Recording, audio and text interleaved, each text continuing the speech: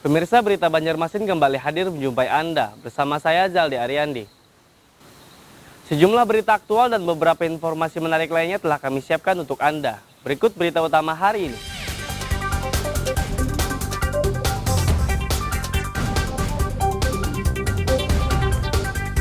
Pihak Kejaksaan menetapkan 2 orang tersangka dalam kasus korupsi pengadaan iPad DPRD Banjarbaru.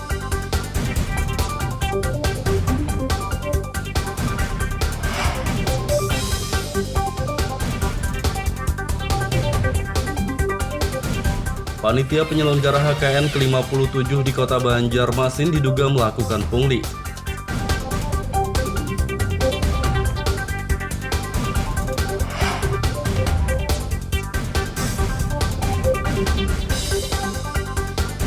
Sejumlah kawasan di Barabai masih kebanjiran, warga mengungsi di gedung sekolah.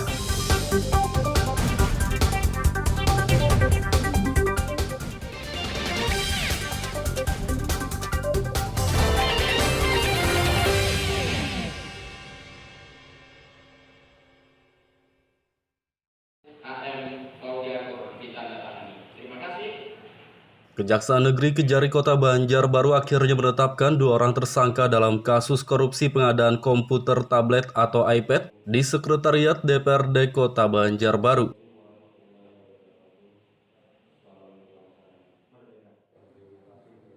Kepala Seksi Tindak Pidana Khusus Kejari Kota Banjarbaru Erlianti saat ditemui Selasa siang mengatakan, 2 tersangka yang ditetapkan dalam kasus korupsi pengadaan iPad DPRD Banjarbaru berinisial AY dan AS. Menurutnya AY merupakan aparatur sipil negara atau ASN di DPRD Kota Banjarbaru, sedangkan AS sebagai penyedia barang. Sampai saat ini kita sudah menetapkan tersangka 2 orang, yaitu kita sebutkan inisialnya aja. Dari yang satu tersangka berinisial AY dan yang satunya berinisial AS. Rapat secara tim penyidik ya, agar cepat selesai perkara iPad ini. Bahwasanya saya juga baru di sini, jadi kemungkinan besar nanti saya akan berunding dengan seluruh tim penyidik iPad. Jadi nanti selanjutnya kita kabarin. Kasih Intel Kejari Banjarbaru Nala Arjunto menyatakan keduanya ditetapkan sebagai tersangka karena telah memenuhi 2 syarat alat bukti. Ini adanya 2 alat bukti yang ditemukan dalam proses penyidikan sama fakta-fakta yuridis. Ditambah kita sudah melakukan paparan perkara yang dihadiri oleh Pak Kajari langsung. Kita yakin dan bersepakat 2 tersangka ini telah memenuhi 2 alat bukti yang digariskan menurut hukum acara. Apa aja itu Pak alat buktinya? 1. Adanya penghitungan kerugian negara. 2. Alat bukti saksi. Kerugian negaranya berapa? Kerugian negara sekitar 520 juta. Itu dari BPKP Hasil BPKP Kalsel. Berarti total loss? Bisa dengan total loss. Mungkinkah ada tersangka lainnya? Mungkin. Kita nanti tersangka lainnya kita lihat fakta-fakta di persidangan dulu. Tidak untuk kemungkinan, cuma kita lihat dulu fakta-fakta di persidangan karena kita harus hati-hati dalam melakukan penanganan perkara. Dilakukan penahanan nggak ini? Sementara belum karena bersifat kooperatif. Berdasarkan perhitungan Badan Pengawasan Keuangan dan Pembangunan BPKP Kalsel, kerugian negara dalam kasus ini mencapai 520 juta rupiah. Dari Kota Banjarbaru, Lutfi Darlan dan Fahmi melaporkan.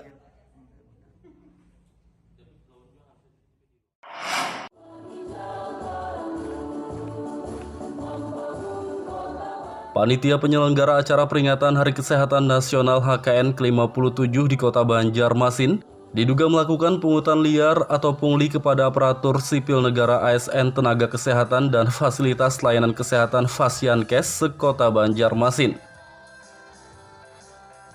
Belakangan ramai beredar surat dari Panitia HKN Dinas Kesehatan Banjarmasin yang meminta uang kepada ASN Nakes dan Fasiankes untuk penyelenggaraan HKN ke-57 yang telah digelar pada Jumat lalu. Di dalam surat tersebut tertulis permintaan uang senilai Rp100.000 untuk seluruh ASN Nakes se-Kota Banjarmasin. Sedangkan untuk Fasiankes seperti toko obat diminta membayar Rp300.000 dan apotek Rp500.000. Kemudian Fasiankes lainnya seperti klinik, laboratorium, profesi kesehatan, instalasi dan internal Dinkes diminta pungutan Rp1 juta. Selain itu rumah sakit swasta Rp2 juta dan rumah sakit umum daerah RSUD Sultan Suriansah Banjarmasin Rp25 juta. Kepala Dinkes Banjarmasin Mahli Riyadi membenarkan panitia penyelenggara acara peringatan HKN memungut uang Rp100.000 kepada semua ASN tenaga kesehatan sekota Banjarmasin. Namun ia berdalih pungutan itu hanya sukarela untuk menebus baju seragam yang digunakan dalam acara peringatan HKN. Sedangkan pungutan terhadap Fasiankes senilai Rp300 hingga Rp25 juta. Menurutnya pungutan itu dilakukan karena pihaknya tidak memiliki anggaran untuk menyelenggarakan HKN. Seluruh pegawai negeri itu disepakati, jadi ini kesepakatan karena tidak punya anggaran, ya karena tidak punya anggaran untuk membeli baju, untuk memeriahkan Hari Kesehatan Nasional. Sekali lagi ini kesepakatan panitia HKN dan itu disepakati seluruh kepala puskesmas, direktur rumah sakit, sepakat untuk urun rembuk lah, gotong royong lah sifatnya, berkumpulan duit 100.000 untuk membeli baju.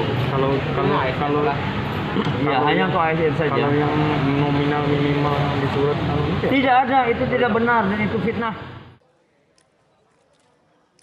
Mahli menambahkan semua pungutan terhadap Fasiankes sekota Banjarmasin yang diajukan melalui proposal merupakan hasil kesepakatan panitia HKN. Namun pungutan itu tidak diwajibkan dan tidak ada unsur paksaan. Dari kota Banjarmasin, Lutfi Darlan dan Fudael melaporkan.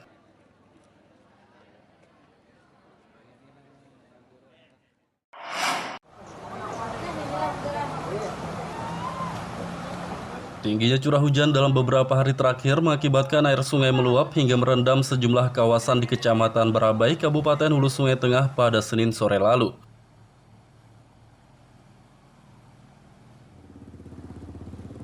Terpantau pada Selasa siang banjir dengan ketinggian air berkisar 40 hingga 60 cm masih merendam sejumlah kawasan di Kecamatan Barabai seperti kawasan Muntiraya dan Barabai Darat. Warga di kawasan Muntiraya yang rumahnya terdampak banjir pun memilih mengungsi ke gedung sekolah menengah atas SMA Negeri 1 Barabai. Ada berapa kepala keluarga, Bu, atau berapa orang di sini? 2-3 kepala keluarga. 2-3 kepala keluarga lah. Sejak kapan, Bu, bagian pian menempati sini? Jam 2-an ada. Jam 2 Senin sore. tadi, Iya. sore itu. Pas kejadian itu lah. Iya. Memang arahannya tujuannya langsung ke sini, Kak, Bu, waktu mengungsi? Yang terdekat saja. Oh, yang terdekat mula. Terus untuk makanan kayak apa, Bu, saat ini? Ada bang tadi dia tarik orang dah. Alhamdulillah ada, Bu. Nggih. Sama me pagi tadi ini baru ini aja dia tarik orang pulang. Oh, nggih. Bu, untuk warga sendiri apa sih, Bu, keluhan saat ini? Ada penyakit kah atau kayak apa? Apa ya ada kita nih? Ada pan kayak bunyi anu nih Pak, kan sakit pinggang gitu. Getalan kan anu benyunya bencet jurang apa? Foto air lah. Saat ini keperluan apa saja, Bu, selain makanan gitu dan obat-obatan? Obat-obatan misalnya kan Bagi bibinian softtek. Pembalut ya. Ibu hamil ada juga, ibu hamil ada juga kan. Pupuk ya. Susah penting ibu hamil. Oh iya. Warga yang mengungsi di gedung SMA Negeri 1 Barabai Selasa siang diberi bantuan logistik sembako oleh BPBD setempat. Dari Kabupaten Hulu Sungai Tengah, Lutfi Darlan dan Adiat melaporkan.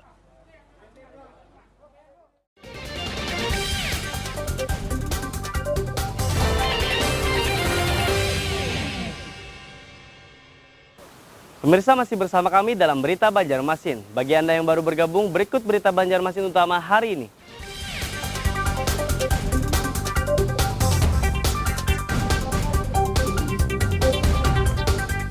Pihak Kejaksaan menetapkan 2 orang tersangka dalam kasus korupsi pengadaan iPad DPRD Banjarbaru.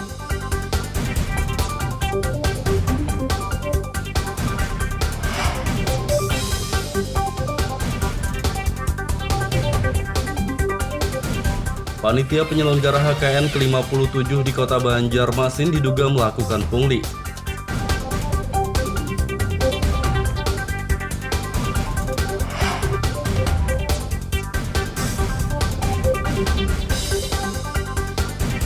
Sejumlah kawasan di Barabai masih kebanjiran, warga mengungsi di gedung sekolah.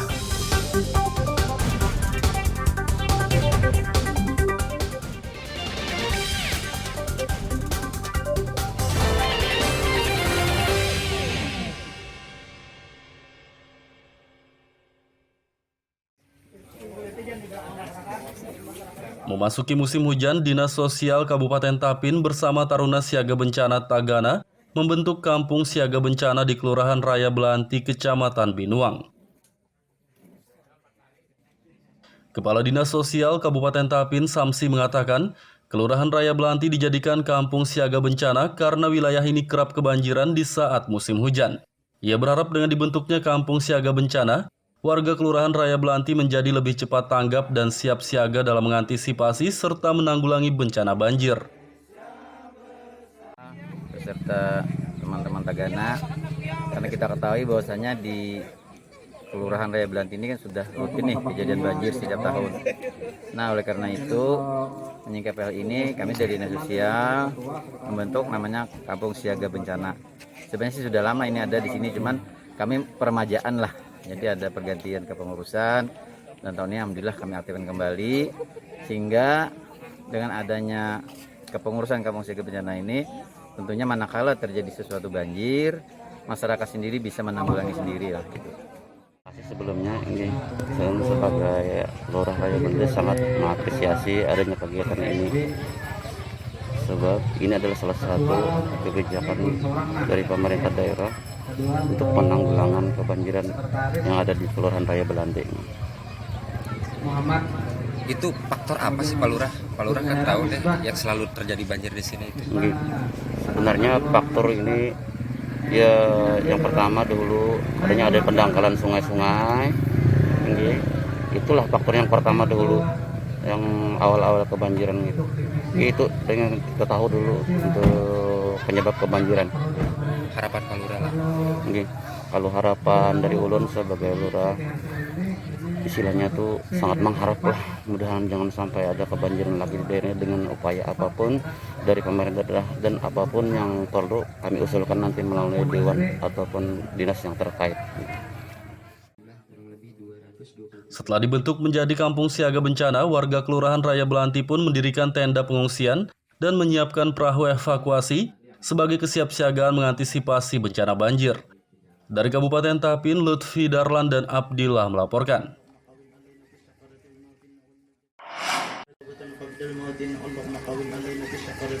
Selain dibentuk menjadi Kampung Siaga Bencana, bantaran sungai di Kelurahan Raya Belanti juga ditanami pohon untuk mencegah banjir. 1.000 bibit pohon galam ditanam oleh pihak Dinas Sosial Kabupaten Tapin bersama warga Kelurahan Raya Belanti, Kecamatan Binuang pada Selasa pagi. Kepala Dinas Sosial Tapin, Samsi, mengatakan permukiman di Kelurahan Raya Belanti kerap kebanjiran di saat musim hujan tiba. Ia berharap penanaman pohon di bantaran sungai ini dapat mencegah banjir sehingga permukiman warga di Kelurahan Raya Belanti tidak kebanjiran lagi. Penanaman pohon, pertama kami nanam pohon galam, ada 1.000 pohon yang akan ditanam di sini. Selanjutnya juga kami akan menyerahkan bantuan bibit, itu berupa bibit alpukat, terus ada bibit jengkol dan ada bibit petai serta langsat. Itu jumlahnya sekitar 1.500 pohon. Dan ini akan kami bagikan kepada warga di sini, khususnya satu kepala keluarga nanti akan mendapatkan 7 pohon.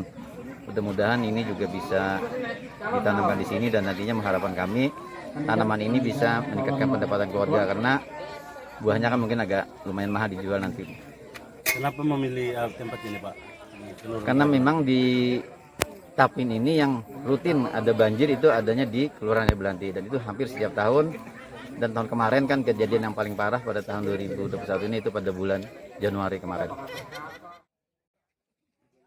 Selain ditanami 1.000 bibit pohon galam, bantaran sungai di Kelurahan Raya Belanti juga ditanami 223 bibit pohon buah-buahan. Dari Kabupaten Tapin, Lutfi Darlan dan Abdillah melaporkan.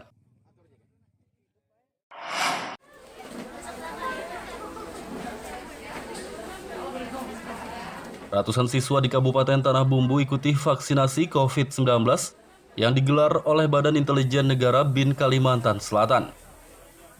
Vaksinasi COVID-19 digelar di Sekolah Menengah Pertama SMP Negeri 1 Batu Licin di kawasan Batu Licin, Kabupaten Tanah Bumbu pada Selasa siang. Kegiatan vaksinasi dosis kedua ini diikuti ratusan siswa dan tenaga pendidik SMP Negeri 1 Batu Licin. Kepala Bin Kalsel Irjen Pol Heri Armanto mengatakan, vaksinasi pelajar ini digelar untuk mendukung pemerintah dalam mempercepat pemberian vaksin COVID-19 bagi masyarakat. Vaksinasi di Kabupaten Tanah Bumbu dengan target sebanyak 2.096 dosis dengan rincian untuk pelajar dan santri sebanyak 736 dosis dan masyarakat secara door-to-door sebanyak 1.360 dosis yang dilakukan di Kecamatan Batu Licin, Pusan Hilir, dan Sungai Roban. Sebelumnya, Bin Daerah Kalsel juga telah melaksanakan vaksinasi di seluruh kabupaten, kota sebanyak 58.183 dosis.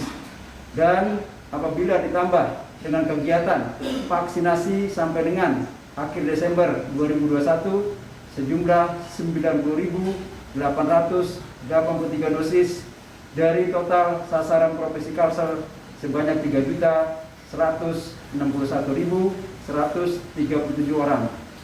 Kita akan terus bersemangat dalam rangka mewujudkan Indonesia sehat, Indonesia hebat.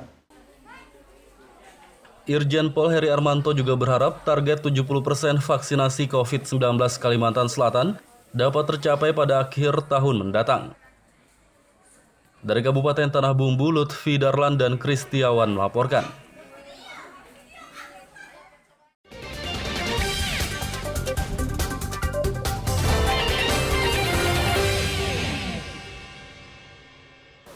Pemirsa masih bersama kami dalam Berita Banjarmasin. Bagi Anda yang baru bergabung, berikut Berita Banjarmasin utama hari ini.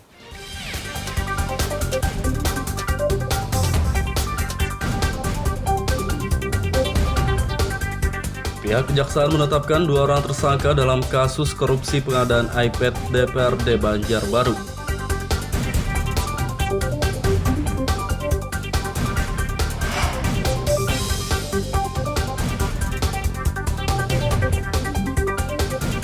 Panitia penyelenggara HKN ke-57 di Kota Banjarmasin diduga melakukan pungli.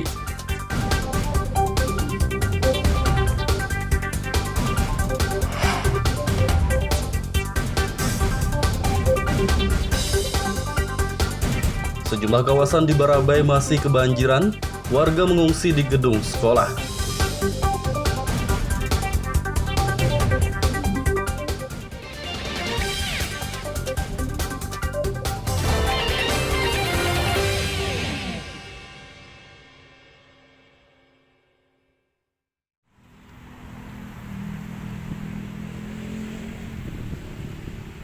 Rencana tata ruang wilayah RT/RW Kota Banjarmasin berubah di tahun 2021 ini, sehingga kawasan kumuh pun turut meluas.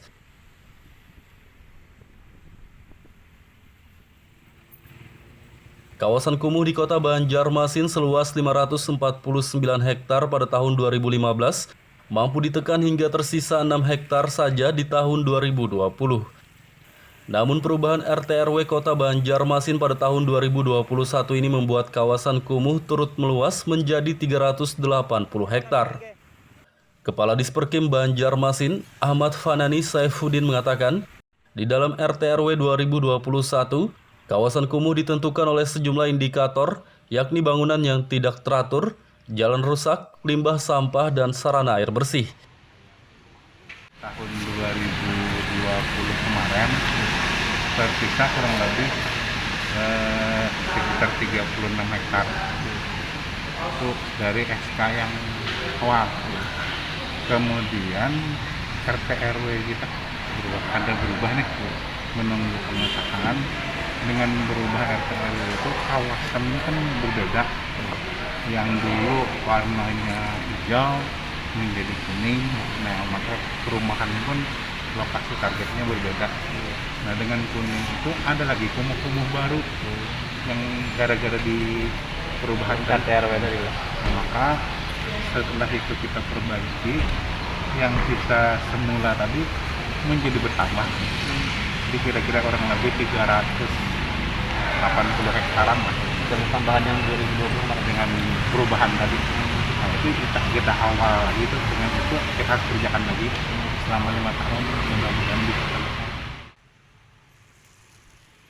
Pemerintah Kota Banjarmasin menargetkan selama 5 tahun untuk menekan 380 hektar kawasan kumuh tersebut.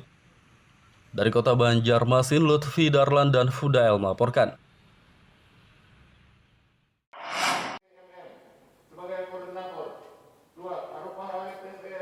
Target program legislasi daerah atau Prolekda tahun 2021 Kota Banjarmasin dipastikan tidak bisa dicapai oleh Badan Pembentukan Peraturan Daerah Bapemperda DPRD setempat.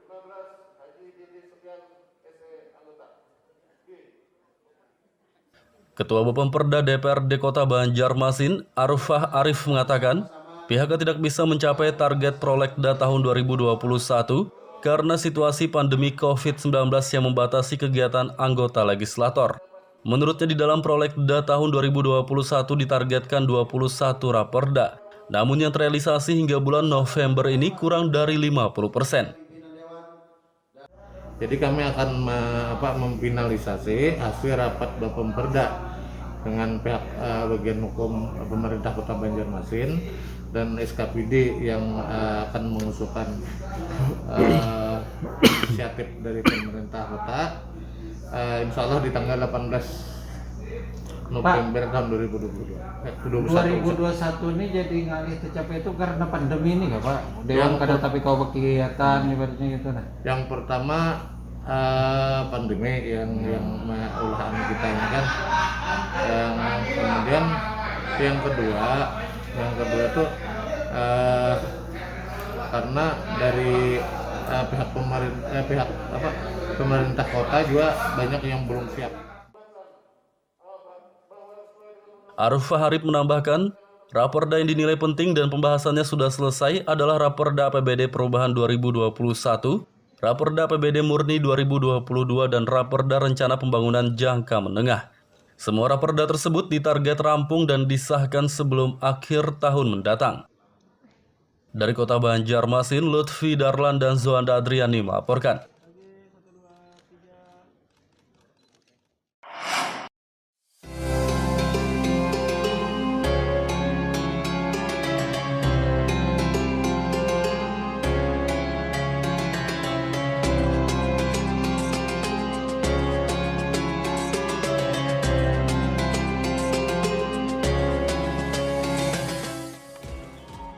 Inilah masjid bambu berbentuk kapal yang berada di Desa Kiram, Kecamatan Karangintan, Kabupaten Banjar.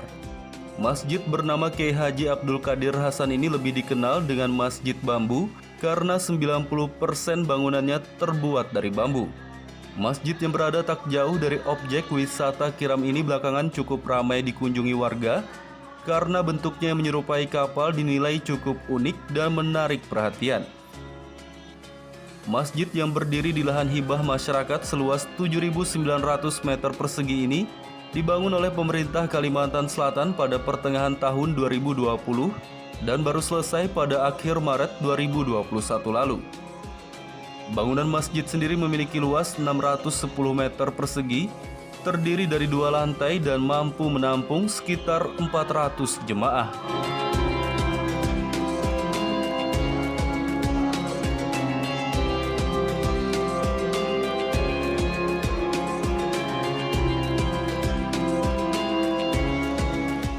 Masjid yang dibangun dengan biaya 11,9 miliar rupiah ini menggunakan bambu jenis apus dan petung yang didatangkan dari Pulau Jawa. Kedua jenis bambu itu bisa bertahan hingga 30 tahun jika dirawat dengan baik. Pengurus Masjid Bambu Haji Asmaniansah mengatakan, masjid ini dibangun berbentuk menyerupai kapal untuk melambangkan kekokohan seperti kokohnya kapal Nabi Nuh.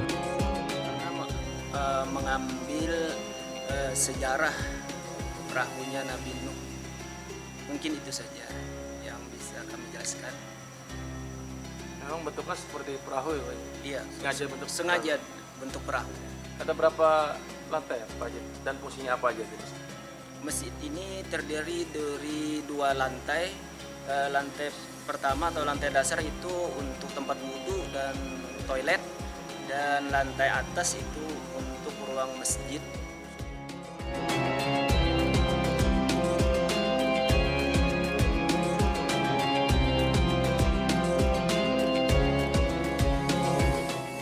Keunikan masjid bambu berbentuk kapal membuat banyak warga ingin mengunjunginya.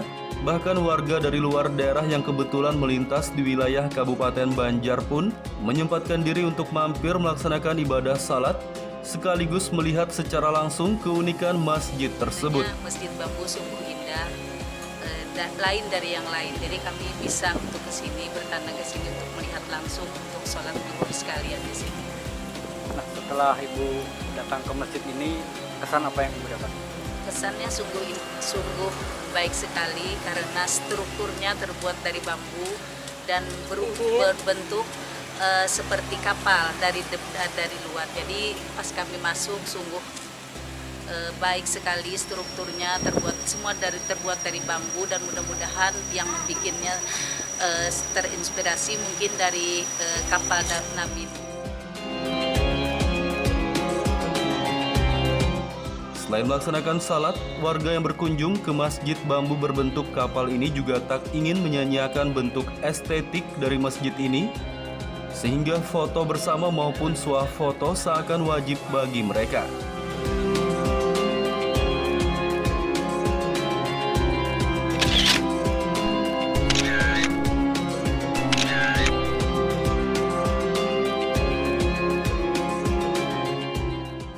Masyarakat yang berkunjung ke masjid bambu ini diimbau menerapkan protokol kesehatan. Jangan sampai niat berwisata religi malah berujung tertular penyakit COVID-19.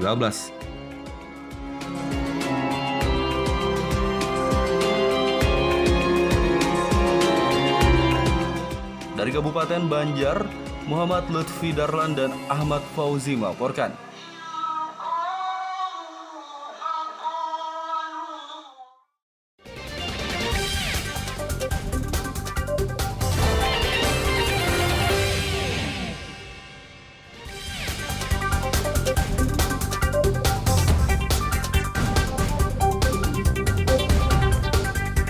Pihak Kejaksaan menetapkan 2 orang tersangka dalam kasus korupsi pengadaan iPad DPRD Banjarbaru.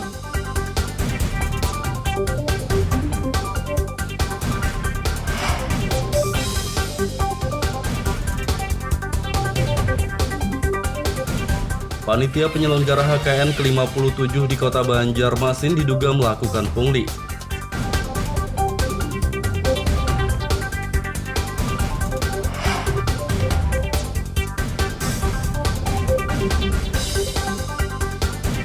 Sejumlah kawasan di Barabai masih kebanjiran, warga mengungsi di gedung sekolah.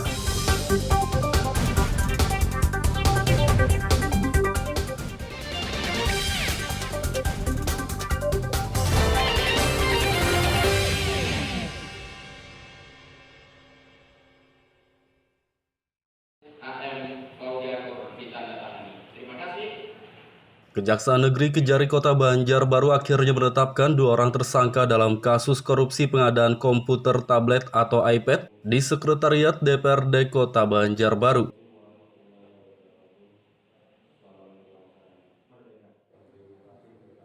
Kepala Seksi Tindak Pidana Khusus Kejari Kota Banjarbaru Erlianti saat ditemui Selasa siang mengatakan, 2 tersangka yang ditetapkan dalam kasus korupsi pengadaan iPad DPRD Banjarbaru berinisial AY dan AS. Menurutnya AY merupakan aparatur sipil negara atau ASN di DPRD Kota Banjarbaru, sedangkan AS sebagai penyedia barang.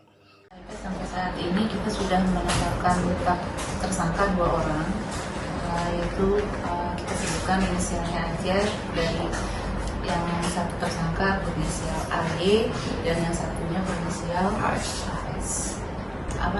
Rapat secara tim penyidik ya, agar cepat selesai perkara iPad ini. Bahwasanya saya juga baru di sini, jadi kemungkinan besar nanti saya akan berunding dengan seluruh tim penyidik iPad. Jadi nanti selanjutnya kita kabarin. Kasih Intel Kejari Banjarbaru Nala Arjunto menyatakan keduanya ditetapkan sebagai tersangka karena telah memenuhi 2 syarat alat bukti. ini adanya 2 alat bukti yang ditemukan dalam proses penyidikan sama fakta-fakta yuridis. Ditambah kita sudah melakukan paparan perkara yang dihadiri oleh Pak Kajari langsung.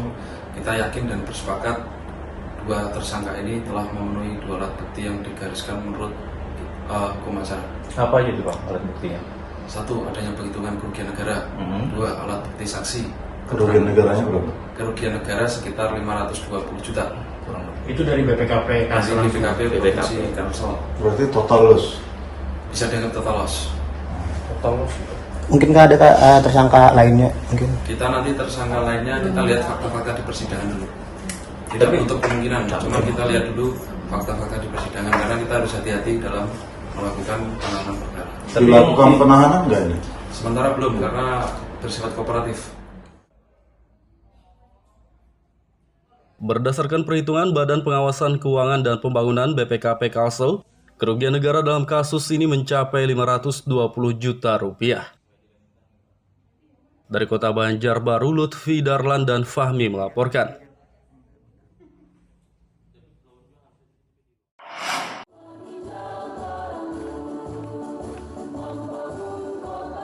Panitia penyelenggara acara peringatan Hari Kesehatan Nasional HKN ke-57 di Kota Banjarmasin diduga melakukan pungutan liar atau pungli kepada aparatur sipil negara ASN Tenaga Kesehatan dan Fasilitas Layanan Kesehatan Fasiankes se-Kota Banjarmasin. Belakangan ramai beredar surat dari Panitia HKN Dinas Kesehatan Banjarmasin yang meminta uang kepada ASN Nakes dan Fasiankes untuk penyelenggaraan HKN ke-57 yang telah digelar pada Jumat lalu. Di dalam surat tersebut tertulis permintaan uang senilai Rp100.000 untuk seluruh ASN Nakes se-Kota Banjarmasin. Sedangkan untuk Fasiankes seperti toko obat diminta membayar Rp300.000 dan apotek Rp500.000. Kemudian Fasiankes lainnya seperti klinik, laboratorium, profesi kesehatan, instalasi dan internal Dinkes diminta pungutan Rp1 juta. Selain itu rumah sakit swasta Rp2 juta dan rumah sakit umum daerah RSUD Sultan Suriansah Banjarmasin Rp25 juta. Kepala Dinkes Banjarmasin Mahli Riyadi membenarkan panitia penyelenggara acara peringatan HKN memungut uang Rp100.000 kepada semua ASN tenaga kesehatan se-Kota Banjarmasin. Namun ia berdalih pungutan itu hanya sukarela untuk menebus baju seragam yang digunakan dalam acara peringatan HKN. Sedangkan pungutan terhadap Fasiankes senilai Rp300 hingga Rp25 juta. Menurutnya pungutan itu dilakukan karena pihaknya tidak memiliki anggaran untuk menyelenggarakan HKN. Seluruh pegawai negeri itu disepakati, jadi ini kesepakatan karena tidak punya anggaran. Ya, karena tidak punya anggaran untuk membeli baju, untuk memeriahkan Hari Kesehatan Nasional.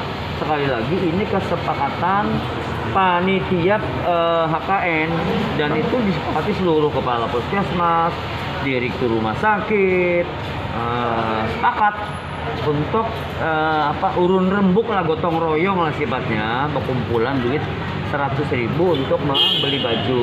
Kalau ya hanya untuk ASN saja. Kalau yang nominal minimal di surat tidak ada, itu tidak benar dan itu fitnah. Mahli menambahkan semua pungutan terhadap Fasiankes se-Kota Banjarmasin yang diajukan melalui proposal merupakan hasil kesepakatan panitia HKN. Namun pungutan itu tidak diwajibkan dan tidak ada unsur paksaan. Dari Kota Banjarmasin, Lutfi Darlan dan Fudael melaporkan.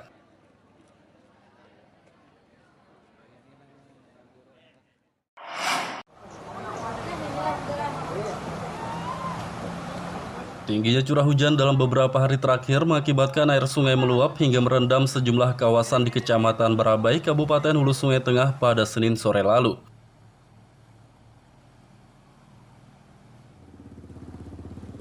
Terpantau pada Selasa siang, banjir dengan ketinggian air berkisar 40 hingga 60 cm masih merendam sejumlah kawasan di Kecamatan Barabai seperti kawasan Muntiraya dan Barabai Darat.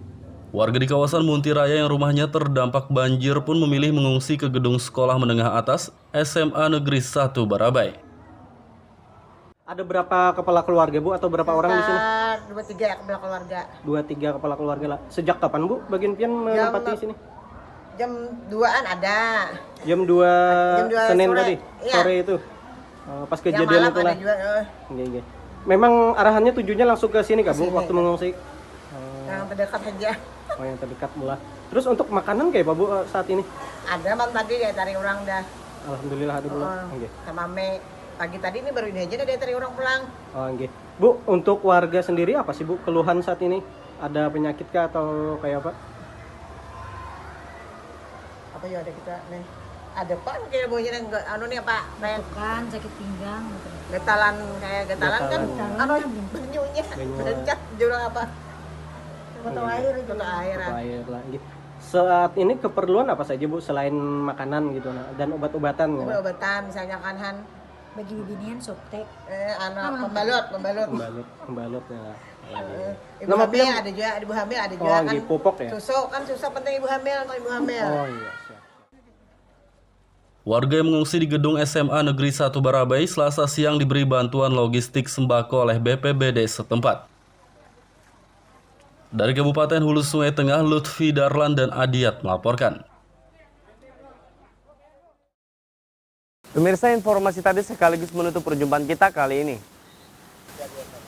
Saya Zaldi Aryandi beserta redaksi mengucapkan selamat beraktivitas, sampai jumpa.